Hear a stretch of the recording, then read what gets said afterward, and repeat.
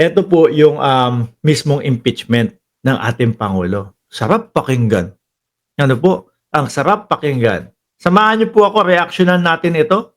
At kukunin ko din po ang inyong reaksyon diyan sa comment section. First to the Senate. Ayan na, endorse to the Senate daw agad. Oh.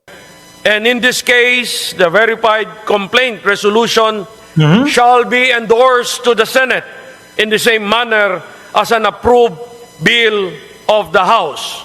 Considering that the Secretary General has certified that at least 215 members of the House of Representatives Biruin mo, 215 mga bossing, ano po?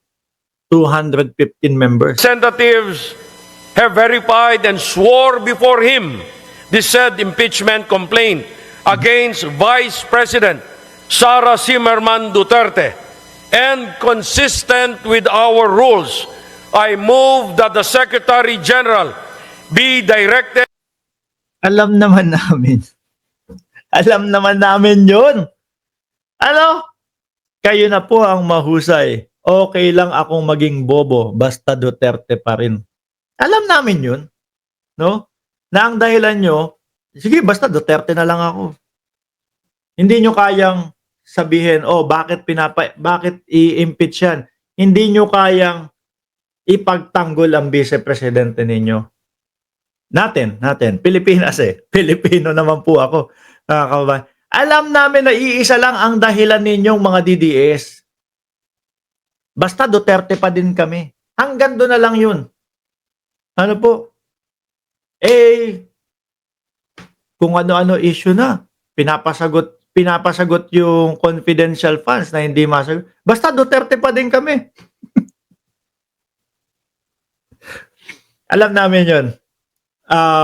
Ayun ako, sabi ni Bien, tapos na political career ng Duterte family dynasty. Dynasty. Cel Ordonez, panatiko ang obo. Ayun ako. Tuloy. Immediately to endorse the same to the Senate. Ayan na. There is a motion to direct the Secretary General to immediately endorse. Ako, nanggigigil ho siguro sila, mga kababayan, nung nakikita si Congressman Martin Romualdez, ano po? Na nandun nagsasalita. House Speaker Martin Romualdez na nagsasalita doon. Tuloy ko, ha? To the Senate, the impeachment complaint, having been filed by more than 1/3 of the membership of the House, or a total of 215 members, is there any objection?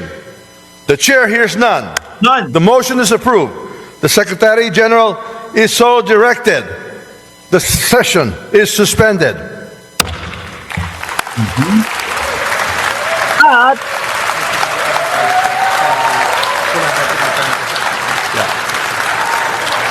so yun na nga po, dadali na sa Senado. So ngayon, mga kababayan, yung mga DDS, tuwan-tuwa, no? Eto na! Senado na! Naku po, alam nyo naman, madami sa Senado ang haharang dyan. Alam nyo naman na pro Duterte ang senador. Kaso nakalimutan yata nila, mga bossing. No? Nakalimutan yata nila na may mga ganitong nangyayari, na mayroong mga pa-dinner kasama po ng mga senators. Huwag natin bigyan ng kulay yan. Ewan ko na lang ho. Ako supporter po ako ng Pangulo. Ano? Siyempre, nakasuporta ako sa First Lady, mga kababayan. Supporter ako ng gobyerno ng Pilipinas. Pero hindi ko po ikakaila sa inyo na iba po yung amoy ko sa mga pa-dinner na ganito na iba po yung mga pa-dinner na ganito, mga kababayan. Ano po? At hindi lang buwan-buwan yata nangyayari yan kung hindi ako nagkakamali. No? Kaya, ayaan natin yung mga DDS. Naku, puro mga DDS ang nandiyan sa diyan sa Senado. Kaya, wag kayong magsaya. Haharangin din yan ng Senado. Siguro, ilan to? Si Binoy, wag na natin isali yan, no? Si Tol, Siyempre, ramdam ng mamamayang Pilipino kapag ka itong mga ito ay bumoto, bumoto nang hindi nila tinitignan ang investigasyon na para bang Robin Padilla na boto lang. Hindi pa nakikita yung investigasyon, no na agad. Siyempre, mag-aalangan sila doon, mga kababayan, di ba? Ayan. Naku po. Mga DDS. Dapat di yun sa mga ganito, umaangal na kayo. Ayan, ha? Binibigyan ko na kayo ng ng hint.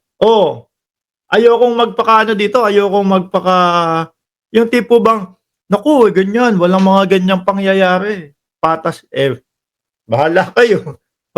Tapos makakakita pa tayo nung mga ganitong asan ba yun? Ito, makakakita pa tayo ng mga ganyang pagkikita, mga meeting. Sabi ni Chi, one squad, mukhang tanga, patagilid yung photo.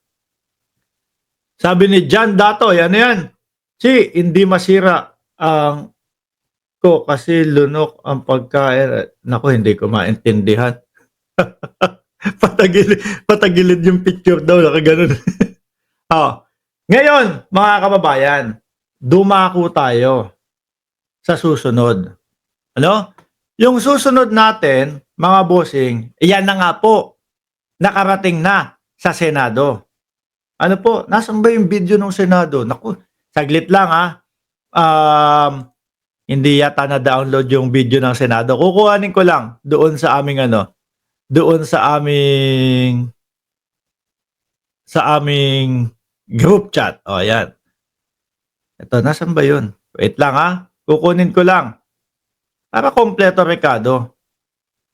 Saan ko ba nakakuha yun? Ito. Download. Ay, hindi, mali.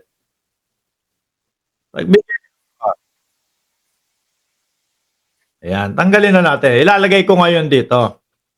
Ngayon, mga kababayan, X ko na to, ha? Hindi, idagdag ko na lang.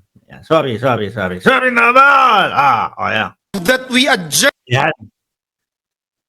Ngayon, tuwang-tuwa yung mga DDS, mga boss. Bakit daw ho? Kasi, udlot ang impeachment. Bakit daw udlot ang impeachment?